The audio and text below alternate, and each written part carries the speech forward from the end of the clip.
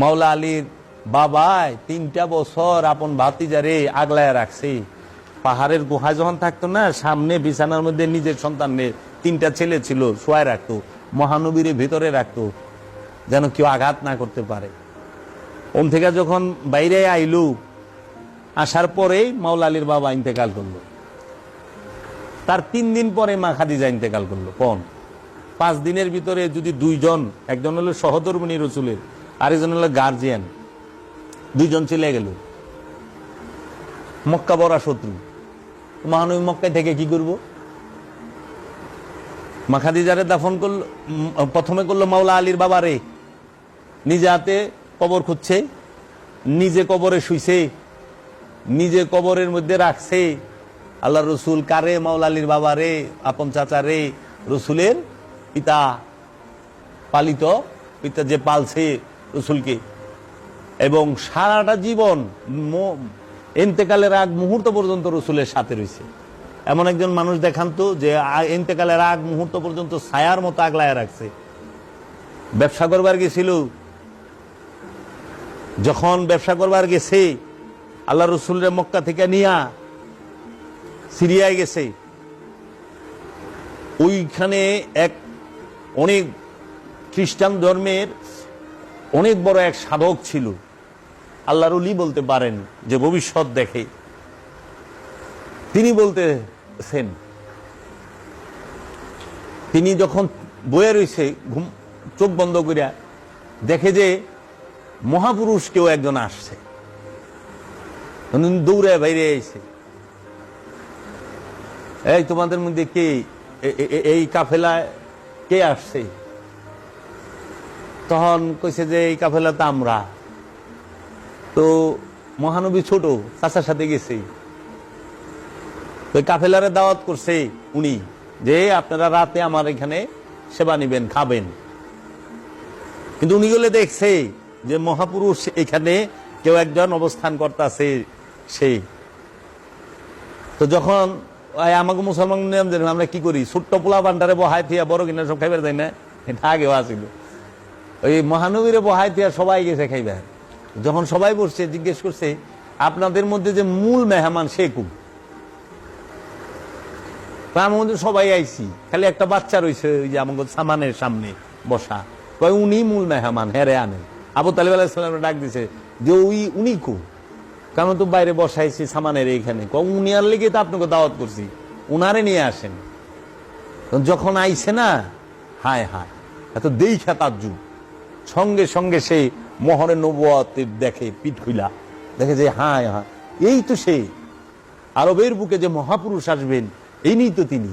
তখন সঙ্গে সঙ্গে খাওয়া দাওয়া করায়া মাওলা আলীর বাবারে আড়ালে নিয়ে বলছে, এই মুহূর্তে আপনি ওনাকে নিয়ে এখান থেকে চলে যান, আপনি আর একে নিয়ে বাইরে এরে আইনেন না, এরে নিয়ে নিরাপদ স্থানে রাখেন, এরে মেরে ফেলবে।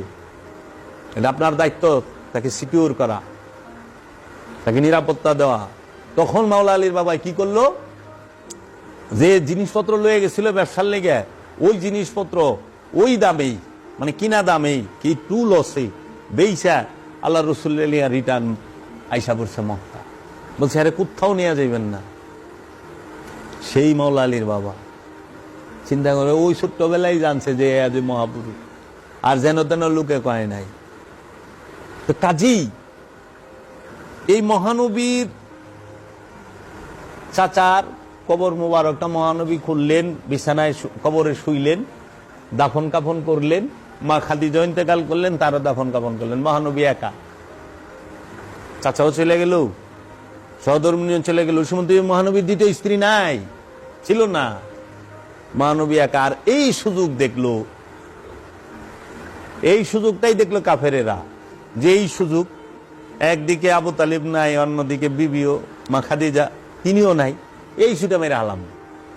এই কাফেরের আবু জেহেল, আবু লাহাব, সাহেবা, উকবা, মুগিরা, জুল খায়েশ, মারহাব, ওয়ালিদ বিন উতবা, খালিদ বিন ওয়ালিদ, মুগিরা, এরা সবাই মিলা বুদ্ধি করল। তাদের সভাপতি ছিল শেখ নাজদি। এই শেখ নাজদি হলো সবার গুরু, যেটার নাম মনে নাই, যেন থেকে এই নজদি আব্দুল্লাহ নজদিয়া ফেরকা আহে। আব্দুল্লাহ নজদি ওহাবি ফেরকা, ওয়াহাবি ফেরকার জন্মদাতা হইল শেখ নজদি। শেখ নজদি মহানবীর আবির্ভাবের আগে ছিল আরবের নেতা। 63 বছরে একটা যুদ্ধ করছে, আরেকটা যুদ্ধ করছে 44 বছর। এই শেখ নজদি তখন আইসা কইল, বুদ্ধি দিল আবু জাহেল আর শেখ নজদি মিলা যে আরে মাইরা ভালাও ডাইরেক্ট রাতের বেলায় ঘর ঘেরাও করিয়া বাইরেলি মেরে ভালাও। এই যে আমাকে এখানে শেখ নজদি আইছিল বললি রাতের বেলা ঘর ঘেরাও করিয়া মেরে ফেলাইবে, কিন্তু কট খাইয়ে যে যাইব শেখ নজদি বুঝে নাই। 40 কাফের আইছে, ঘরের চতুর্দিকে 80টা চোখ লয়ে কারা আইছে, বাইরেলি কুবদুম।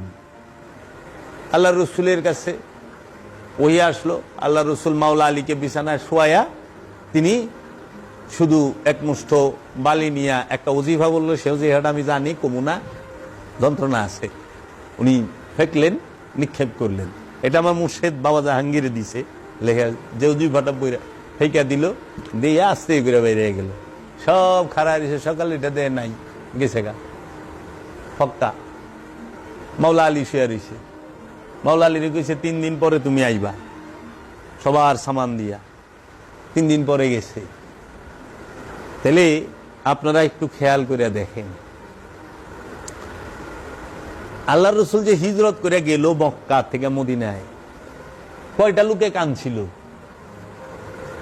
মক্কার কান্দনা লোক আছিল? একটা ছিল না তো, খুশিয়া ছিল। আর যেদিন মক্কা থেকে বাইরে যায় ওইটাই পয়লা বছরের তারিখ বানে। হিজরত যেদিন করে ওইটা কাব মক্কা থেকে মক্কাবাসীর দুশ্মন গেছে গা, বুঝছেন, শত্রু গেছে গা মনে করছে। হিজরি সনের 1 তারিখ ধরা হয় যেদিন আল্লাহ রসুল মক্কা থেকে মদিনার উদ্দেশ্যে হিজরত করে, সেই দিন বছরের প্রথম হিজরি সন চালু থেকে, বুঝছেন। হিজরি সন চালু করে কে? এই হিজরি সাল চালু হইল, ইংরেজি হিজরি আর হইল বঙ্গাব্দ। তো কাজেই মহানবী যখন চলে গেলেন, মহানবী কিন্তু সরাসরি মদিনায় যায় নাই, মদিনার আগে একটা এলাকায় একটা স্থানে অবস্থান করছেন।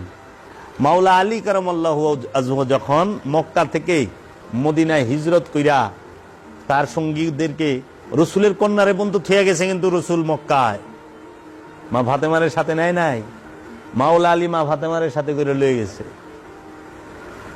চিন্তা করতে পারেন,